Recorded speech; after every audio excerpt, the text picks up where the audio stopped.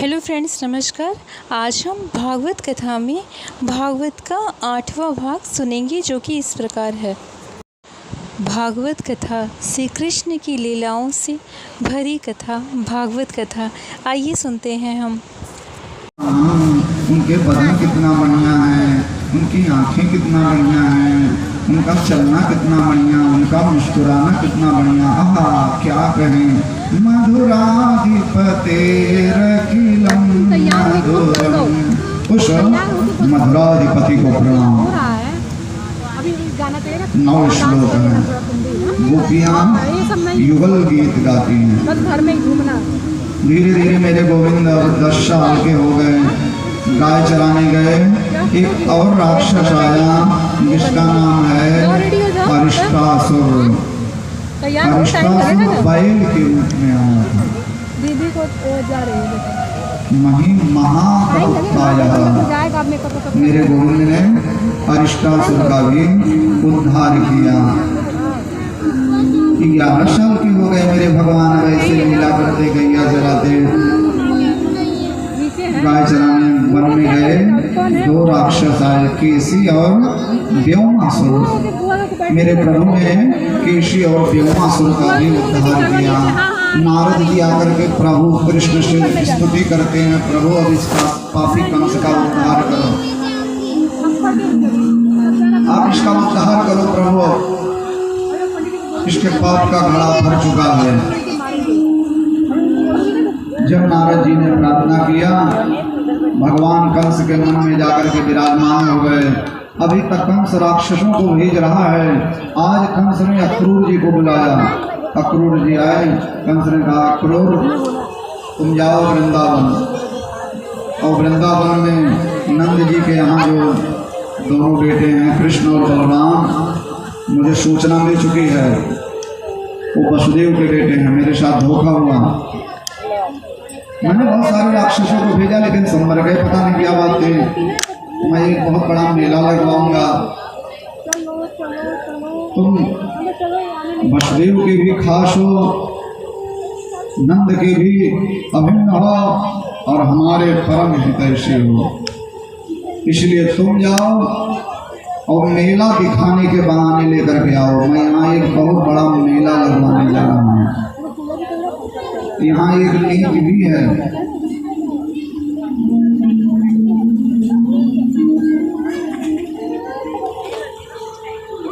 जिसका उठना बैठना आपके यहाँ, आपके दुश्मन के यहाँ भी उसका उठना बैठना हो, आपका भी हितैषी हो और आपके दुश्मन का भी हितैषी हो। ऐसे आदमी का भरोसा मत करिएगा।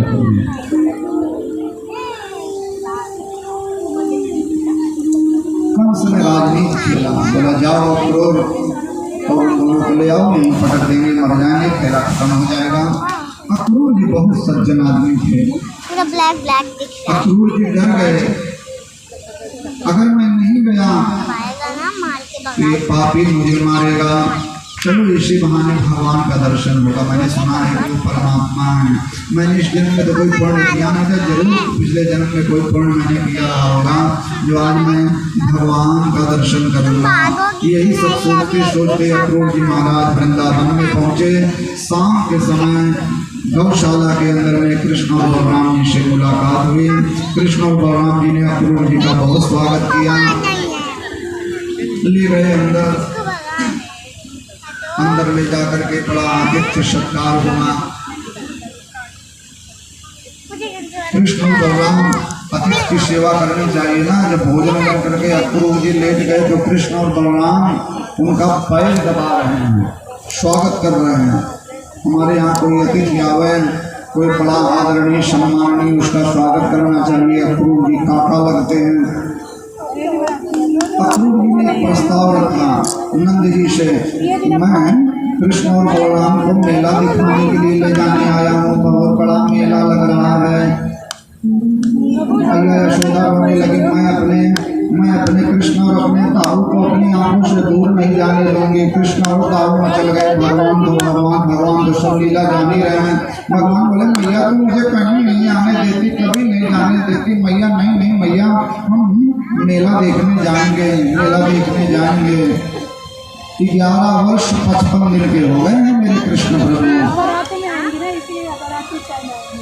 तब नंद जी ने यशोदा जी को समझाया कि देखो देवी, आप ज़्यादा परेशान ना हो, मैं अभी इसी समय गांव के बुजुर्गों के साथ चला जाता हूँ। सवेरे कन्हैया आएगा, 2-4 दिन में मेला दिखा करके मैं वापस ले आऊँगा। सारी योजना बन गई, नंद बाबा निकल गए। गोपियों ने जब सुना तो गोपियाँ परेशान हो गईं। एक परदेशी आया है जो हमारे श्याम सुंदर को ले जाना चाहता है। गोपियाँ बहुत परेशान हो गईं। यहाँ तक कि सारी रात गोपियाँ सोई नहीं और सब अपने दरवाजे पर, कृष्ण जी के दरवाजे पर ही खड़ी हैं। रात्रि के 3 बजे सारी रात मैया यशोदा रोती रही। रात में 1:30 बजे मेरे गोविंद, मेरे कन्हैया की नींद खुली, देखे मैया, मैया नहीं आंसू बे, मैया, ए मेरी मैया, ए मैया। एक खंभे के पास में मैया यशोदा रो रही है। गोविंद कहा, मैया तू कहाँ को रोती है? मैया यशोदा ने कहा, खाना तो कल चला जाएगा, मैया तो परेशान ना हो मैया, मैं 3 दिन बाद आऊँगा। बड़ी मुश्किल से समझाया। सवेरा हुआ, 3 बजे अक्रूर जी रथ निकाल दिए। गोपियाँ दरवाजे पर खड़ी हैं, खाना हम नहीं जाने देंगे। एक सखी बोली, देखो जो बैठा है ना, जल्दी को कढ़िया लाया है। दूसरी बोली, इसका नाम अक्रूर है। तीसरी बोली, कितना क्रूर है, इसके माता पिता ने इसका नाम अक्रूर रखा, लेकिन है इतना क्रूर, हमारे श्याम सुंदर को हमारी आंखों से दूर ले जाना चाहता है। गोपी आंखों में रोने लगे। तब भगवान रथ से निकले और गोपियों को समझाए, देवी हमें जाने दें। भागवत में तो सुखदेव ने श्री राधा रानी का नाम लिया है नहीं, लेकिन अन्य संहिताओं में श्री राधा जी थी। भगवान बोलते हैं, किशोरी जी आप तो समझिए, अगर मैं नहीं गया तो मेरी आगे की लीला संपन्न नहीं हो पाएगी। बड़ी मुश्किल से गोपियों को समझा बुझा करके जब भगवान रथ पर बैठे, अक्रूर जी ने जल्दी से रथ चला दिया। श्री सुखदेव कहते हैं, हे राजा परीक्षित, गोपियाँ अभी तक कृष्ण प्रेम को अपने मन में बसाए थे। सच्चा प्रेम भिगोरा नहीं पीटता है। अपना पूजा, अपना पाठ, अपना मंत्र जाप, हम भगवान की कितनी पूजा करते हैं, कितनी आराधना करते हैं, कितना जप करते हैं, हम भगवान से कितना प्रेम करते हैं, ये बताने का विषय नहीं है। अपना प्रेम बताया नहीं जाता, अपनी भक्ति बताई नहीं जाती। गोपनीयम गोपनीयम गोपनीयम प्रयत्नता। प्रेमी अपने प्रेमास्पद को अपने दिल में छुपा लेता है। हाँ, अपने दिल में छुपा लेता है प्रेमी प्रेमास्पद को। गोपियां कृष्ण के प्रेम को अपने दिल में छुपाई हुई। संसार में सबसे बड़ी लज्जा होती है समाज की। समाज हमें क्या कहेगा। लेकिन आज भगवान श्री कृष्ण जब रथ पर बैठ करके जाने लगे, श्री सुखदेव कहते, राजन गोपियां बेचारी बड़े बुजुर्गों की लज्जा भूल गई और बड़े जोर जोर से हाथ उठा करके सब चिल्लाने लगी, ए गोविंद, ए दामोदर, ए माधव, मत जाओ मत जाओ मत जाओ। ऐसा जोर जोर से गोपियां चिल्ला रही हैं।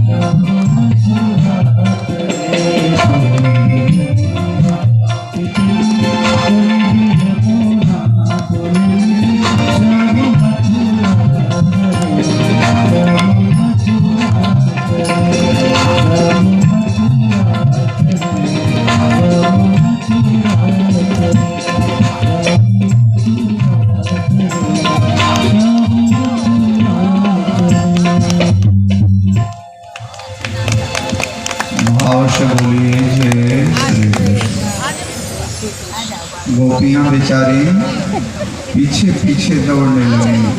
एवं ब्रह्माणा विरहा तुराभृसं ब्रज स्त्रिय कृष्ण विसर्तमाशा विसृज्य लज्जां रुरुदुः स्म स्वस्वरम् गोविंद दामोदर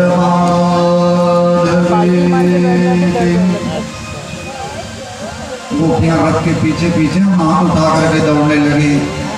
गांव के बड़े बुजुर्गों की लज्जा भूल गए, सब तेजी तेजी से चिल्लाने लगे, हे गोविंद, हे माधव, मत जाओ, अलग अलग कलर ऐसे ऐसे हल्का सा है ना, हल्का हल्का कलर। अक्रूर जी ने खूब तेजी से रथ दौड़ा लिया। गोपियां पीछे पीछे दौड़ती रही, मत जाओ माधव, मत जाओ दामोदर।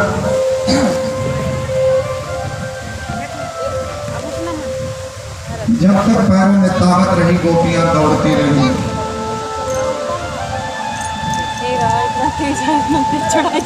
कभी दुनिया से डरते थे, छुप छुप याद करते थे कि अब पर्दा उठा बैठे, जो होगा देखा जाएगा। गोपियां पीछे पीछे दौड़ती रही, लेकिन कहाँ दौड़ पाती। अक्रूर ने रथ बहुत तेजी से भगा दिया। वो भी चढ़ाने वाली जगह पे नहीं रखना। गोपियां थक करके खड़ी हो गई। लक्ष्यते केतुर यावदरेलो रथस्य च। गोपियां बेचारी चिंता देख रही हैं, शायद अभी भी लौट आए। दीदी पकड़ के एक दिन मारे क्या? खाली खाली धूमर धूमर गैया की याद आवे। बहुत मन और लौट आना बात झंडा दिखाई पड़ना बंद हो गया। धूल उड़ रही है, वो धूल देख रही है, मन में एक आशा है शायद अभी भी आ जाए। धूल उड़ना भी बंद हो गए।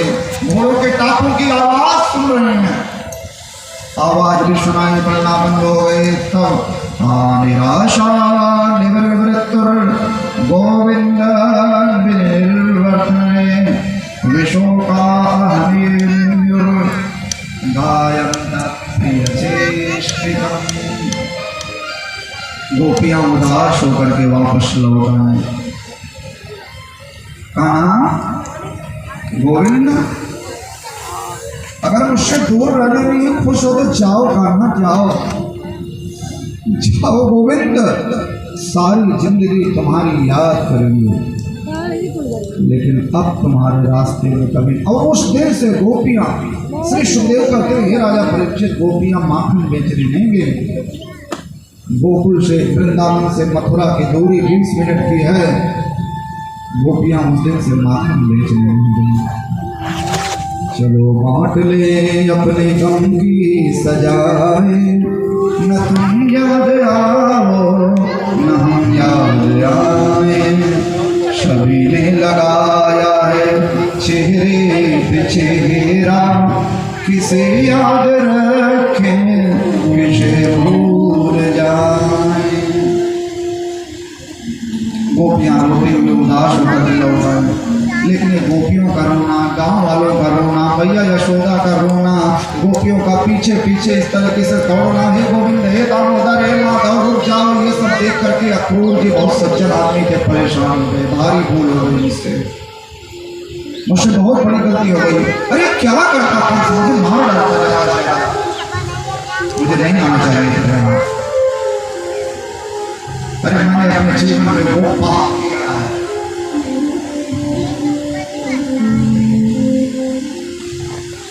इस पाप की सजा क्या होगी?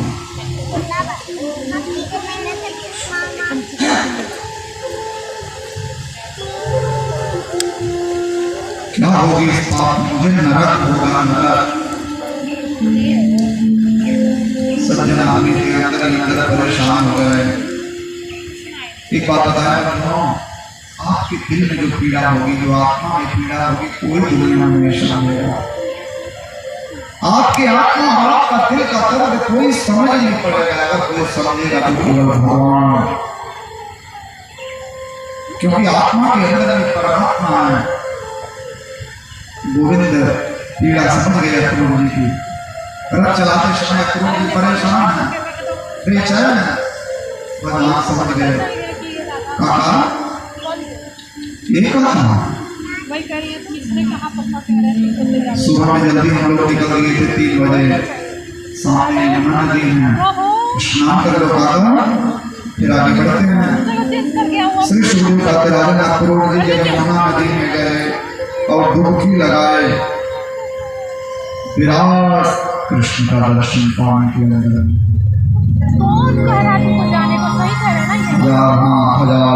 हजार शेर,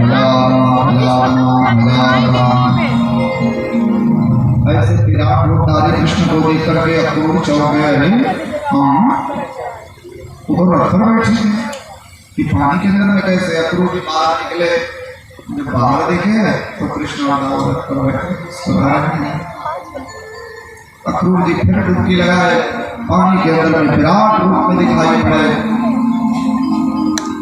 और अक्रूर जी बाहर निकले तो कन्हैया मुस्कुरा रहे हैं। कम से कम 108 डुबकी लगा ले, पानी में जाए, विराट रूप कृष्ण बाहर निकले, रथ पे मुस्कुरा रहे हैं, कृष्ण और दाऊ दोनों। 11 वर्ष 55 की अवस्था, अक्रूर के संदेह की निवृत्ति हो गई, डाउट क्लियर हो गया। इन भगवान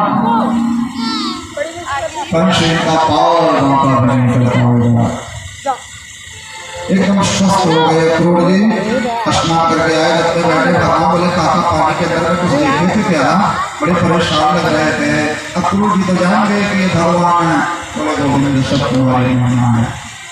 अक्रूर जी ने रथ को आगे बढ़ा दिया और रथ पहुंच गया मथुरा। अच्छा, अक्रूर जी के मन में बड़ा भाव था कि आज के रात गोविंद मेरे यहाँ हो गए, लेकिन भगवान बोले काका पहले कंस मामा से मिले, मैं अपने एक दिन जरूर आऊंगा आपके यहाँ। अक्रूर जी ने जाकर के राजा कंस को सूचना दे दी कि मैं कृष्ण और दाऊ को लेकर के आ गया। कंस ने पूरे राज में राजाज्ञा जारी कर दी, ढिढोरा पिटवा दिया, कोई कृष्ण और दाऊ का स्वागत नहीं करेगा। धारा 344 धारा लगती है, 144 धारा जब लगती है तो 2 लोग जो है वो बात नहीं कर सकते हैं।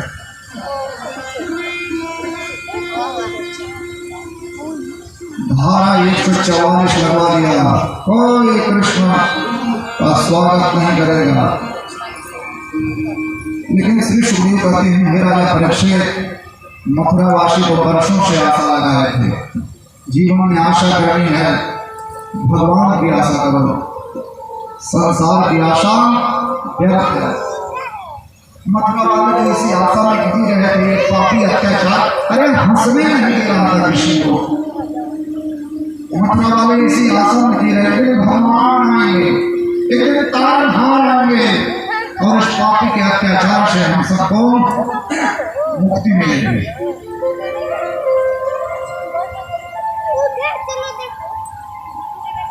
मेरे गोविंद यमुना बाग में दवा रुके हुए थे, भगवान जाकर के मिले और भगवान बोले बाबा जाएंगे मेला देखने।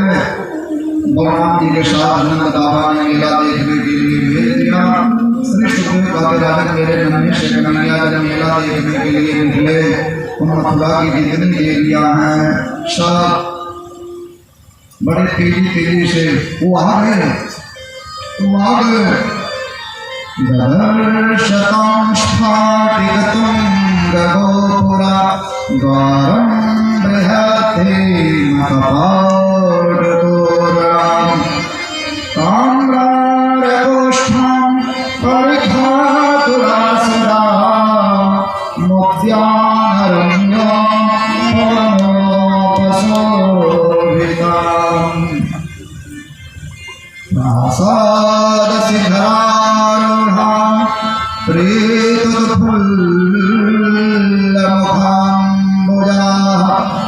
अभ्यवर्षं सोमाश्यै प्रमदावलकेशो।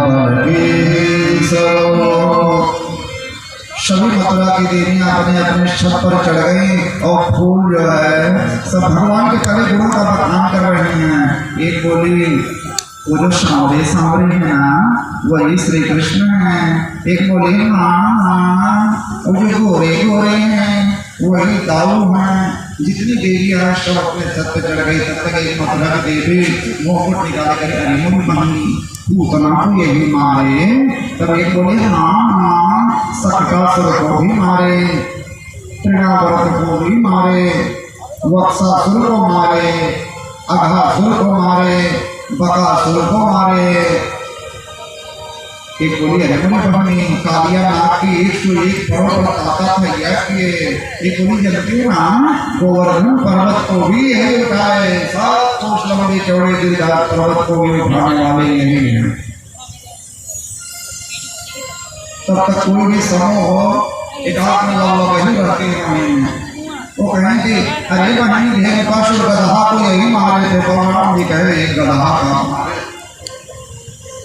इस तरह से भगवान के गुणों की चर्चा करते हुए सब फूल फेंक रहे हैं। प्रासाद शिखरारूढ़ा प्रेतुफुल्लमुखाम्बुजाः अभ्यवर्षं सोमस्यै प्रमदावलकेशो। कृष्ण और बलराम के ऊपर में सब फूल बरसा रहे हैं। बच्चे बैठे हैं, स्टूडेंट आज करके बहुत तेज है। पर्यायवाची में फूल का एक नाम है पुष्प, एक नाम फूल तो है, एक नाम है पुष्प और एक नाम है सुमन। फूल का एक नाम है सुमन। हमने भगवान को फूल क्यों चढ़ाते हैं? फूल चढ़ाए मतलब सुमन चढ़ाए। सुमन मतलब सुंदर मन। और मेरे गोविंद को सुंदर मन ही तो चाहिए, भगवान को कुछ नहीं चाहिए। मेरे गोविंद मेरे कन्हैया खुश हो गए। सदा लोग बोले भैया इतनी सुंदर सुंदर देवियां फूल वर्षा में बड़ी लाल करी भैया। हमें क्या मालूम था कि तुम्हारे माँ के यहाँ इतना स्वागत होगा। नहीं बढ़िया कपड़ा पहन के आते भैया हमको जैसे तैसे गैया चला रहे थे और वैसे कपड़े पहन करके चले गए। बड़ी बेइज्जती हो रही है श्री कृष्ण। इतनी सुंदर सुंदर देवियां फूल वर्षा रही हैं, कपड़े बढ़िया नहीं है। भगवान बोले हाँ भैया कपड़े तो बढ़िया नहीं, लेकिन चिंता मत करो मैं अभी व्यवस्था करता हूँ। सो मेरे गोविंद मेरे कन्हैया मेरे भगवान श्री सुखदेव कहते हैं राजा परित्रित यमुना के किनारे धोबी के पास में गए। रजकं कलिदायान्तं रंगकारं गदाग्रजः दृष्ट्वा याचदवाशांसि भवतात्मानि च। कृष्ण जी बोले धोबी मामा राम राम। धोबी मामा हमारे शर्मा के पास में कपड़े नहीं सी किसी गठरी में से कपड़े दे दो ना धोबी मामा। फिर शर्मा से मिल करके आए तो आपका कपड़ा वापस कर देंगे, आपका सामान के गहने हैं। यह धोबी घमंडी धोबी था। इसको इस बात का घमंड था कि मैं राजा कंस का धोबी हूँ, महाराज कंस का प्रधान धोबी है। एक बात बताएं, बहुत बड़े आदमी के यहाँ जब नौकरी कर लेते हैं ना, उनका भी रुतबा कम नहीं होता। डीएम साहब के बंगले के सामने होम गार्ड की भी नौकरी मिल जाए तो पावर डीएम साहब से कम नहीं होता। ये बन जाए डीएम साहब के यहाँ होम गार्ड।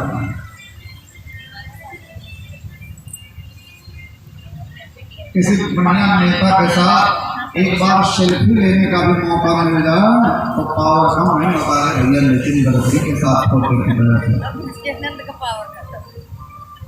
धोबी को इस बात का घमंड है कि मैं महाराज कंस का धोबी हूँ। बुराई का भी काम करता था, रमणीय का भी काम करता था। छुट्टी बजा करके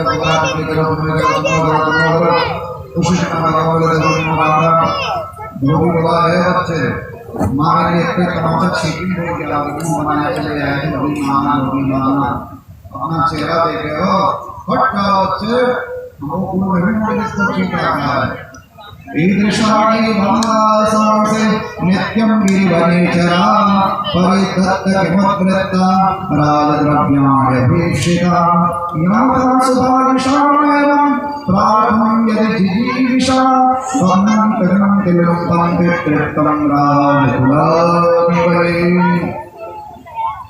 नित्यम गिरिवनेचरा मोदी ने कहा बेघर के रोटी खाने वाले, पोखर का पानी पीने वाले, गाय भैंस चराने वाले, काला अक्षर भैंस बराबर चले आए। जब धोबी की तरफ से बोला तो मैंने कहा मामा नाराज का है, धोबी डंडा लेकर के दौड़ा।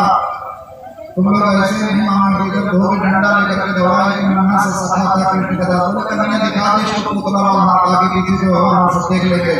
धोबी जैसे डंडा लेकर के नजदीक आया, भगवान को भगवान श्री सुखदेव कहते राजन भगवान ने सोच लिया हाथ में तलवार है, हमारी एक कराटा से करा प्रेम सिर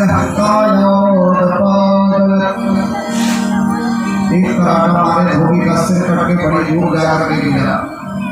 जब मैं धोबी का सर कट के गिरा, जितने लगुआ बगुआ थे सब कटड़ी फेंक करके भागे, भागो भागो भागो भागो, कहाँ से मारने वाला आ गया, कहाँ से मारने वाला आ गया, भागो। भगवान बोले रहे सारे धोबी बग गए, कपड़ा पहन लो। सखा लोग जल्दी जल्दी कपड़ा पहने। कपड़ा पहनने के बाद सब बोले भैया और बेइज्जती हो रही है। कन्हैया बोले भैया आपके बेइज्जती हो रही, बोले मम्मी जैसा लग रहा है भाई। छोटे कपड़े साइड के नीचे कमाना था, ऊपर कमानी थी, ऊपर कमाना था, नीचे कमानी राज वस्त्र कभी पहने नहीं थे। बिना झाड़ के कपड़ा के साथ और बेइज्जती हो रही है। भगवान बोले व्यवस्था करता हूँ, देखता हूँ। तब तक एक दर्जी था मथुरा में, बड़ा भक्त था बेचारा, लेकिन धारा 144 लाख देश में डर के मारे अपनी खिड़की से देखा तो बुलाया नहीं,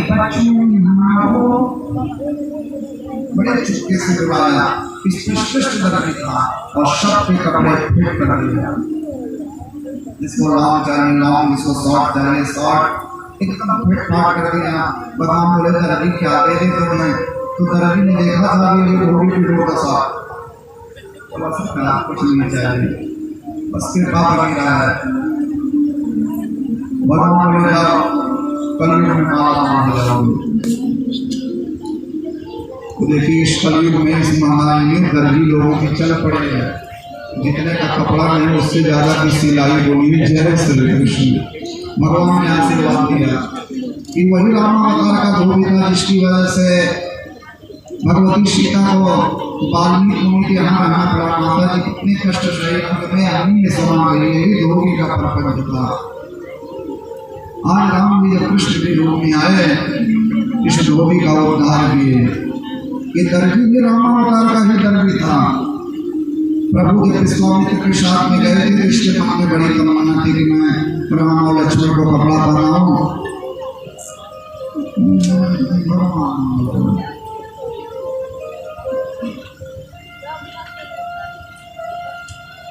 आज इस दर्जे की भी तमन्ना पूरी हुई। एक सुदामा नाम का माली है, उसने सबको एक एक माला बना दिया। बढ़िया कपड़े भी बढ़िया हो गए, बढ़िया माला बांध लिए। बोले भैया तो एक सखा बोला भैया थापक थुआ चंदन माथे पर लग जाता तो मजा आ जाता। कमी है चंदन की, चंदन लगने से शोभा बढ़ जाती है ना। एक बालक का विवाह में तय हो रहा था, बहुत बड़ा देखा है, बहुत बड़ा देखा है, लौट गए कि यार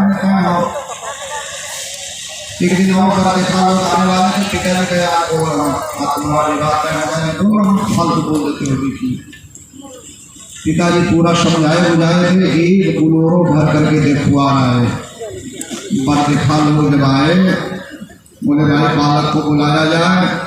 बालक भी निकला गोरे गोरे मोटे मोटे, फर्स्ट क्लास के ऊपर पिन का तेल लगाए, फेयर लवली क्रीम लगाए, सफेद शर्ट सफेद पैंट पहन करके गोरे गोरे मोटे मोटे जैसे पहुंचे। देखवा लोग खुश हो गए, जितने पर दिखा रहे सब खुश।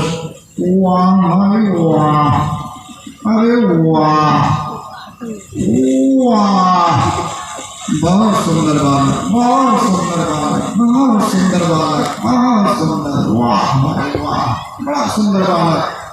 भैया फलाने दिन दर्जा दहेज लगेगा, हम देने के लिए तैयार हैं, यही दिया हुआ फाइनल कराइए। इतना बढ़िया दामाद तो कोई उतारा नहीं रहा हमारे गांव में, यही दिया हुआ फाइनल कराओ भैया फलाने। बहुत सुंदर बालक, बहुत सुंदर बालक, बहुत सुंदर बालक, बहुत सुंदर बालक।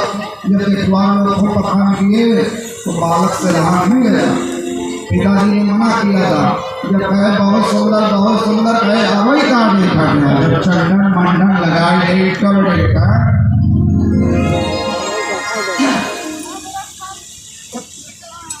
बड़ देखा गए वो घोल के अंदर फूल है। बालक तो बड़ा सुंदर है लेकिन चुतुराता है।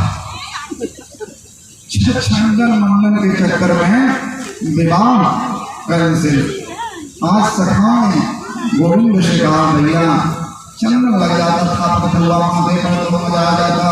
उसी समय मेरे गोविंद अपने सखाओं के साथ जा रहे हैं, सामने से एक बहुत विचित्र स्त्री चली आ रही है, बिल्कुल एकदम विचित्र, एकदम कुरूप, एकदम काली, इतना कुरूप चेहरा, इतना बीभत्स चेहरा कि बेचारी लाज के मारे अपने चेहरे को घूंघट के मारे ढक करके रखती है और उसके पीठ पर 3 कुंवर है और लकड़ी का डंडा लिए, चंदन की कटोरी लिए, एक हाथ से लकड़ी का डंडा पकड़ी है लाठी और एक हाथ में चंदन की कटोरी लिए ऐसी स्त्री चली आ रही है। उससे कोई बात करना हमें पसंद नहीं करता। जिसका कोई नहीं होता वो उसके भगवान होते हैं। मेरे कन्हैया अपने साइड छोड़ करके उस स्त्री के सामने चले गए और बड़े प्यार से बोले, सुंदरी ए सुंदरी सुंदरी। उस स्त्री को सहसा विश्वास नहीं हुआ। आपने मुझे सुंदरी कहा? हाँ सुंदरी जी, मैंने आपको ये सुंदरी कहा। तुम कौन हो?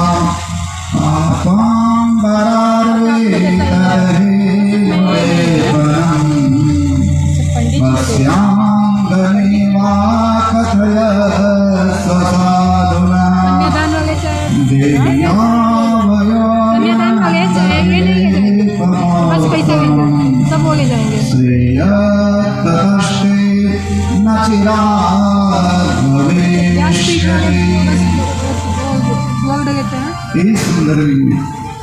तुम कौन हो और चंदन का कटोरा लेकर के कहाँ जा रही हो? अगर अच्छा लगे तो अपना परिचय बताओ ना सुंदरी, और अगर बहुत अच्छा लगे, बहुत अच्छा लगे तो क्या आप अपना चंदन हमें लगाएंगी? उस स्त्री ने साड़ी के पल्लू को हटा करके घूंघट से जब देखा मेरे गोविंद को, मेरे कन्हैया को, मेरे भगवान को जब देखा, गदगद हो गई, प्रमुदित हो गई। हृदय में आनंद की हिलोरे उठने लगे, क्योंकि मेरे भगवान हैं ही ऐसे जो एक बार इनको देख लेता हूँ ना इनका हो जाता है। उस स्त्री ने कहा, ये आपने मुझे सुंदरी कहा, मैं सुंदरी नहीं हूँ, मुझे मेरी औकात मालूम है, लेकिन ये मेरा परिचय पूछने वाले किशोर, तुम रियल में सुंदर हो, तुमने तो मुझे झूठ मूठ की सुंदरी कहा, मैं जानती हूँ मैं सुंदरी नहीं हूँ, लेकिन तुम सुंदर हो, इसलिए मैं भी तुम्हारा नाम नहीं जानती, मैं तुम्हारा। ऐसे ही रोचक जानकारी के साथ आप सब जुड़े रहिए फ्रेंड्स। और महाभारत की कथाएं सुनना अच्छा लगता हो, रामायण की कथाएं सुनना अच्छा लगता हो, भागवत की कथाएं सुनना अच्छा लगता हो, पूजा पाठ से रिलेटेड कोई भी जानकारी चाहिए, भगवान जी की कहानियां सुनना अच्छा लगता हो, तीर्थ व्रत के बारे में कुछ भी जानना है, वेदों शास्त्रों की जानकारी प्राप्त करना है, please like comment subscribe share it. Thank you friends, हम फिर मिलेंगे अगले वीडियो में, तब तक के लिए नमस्कार, जय श्री कृष्णा।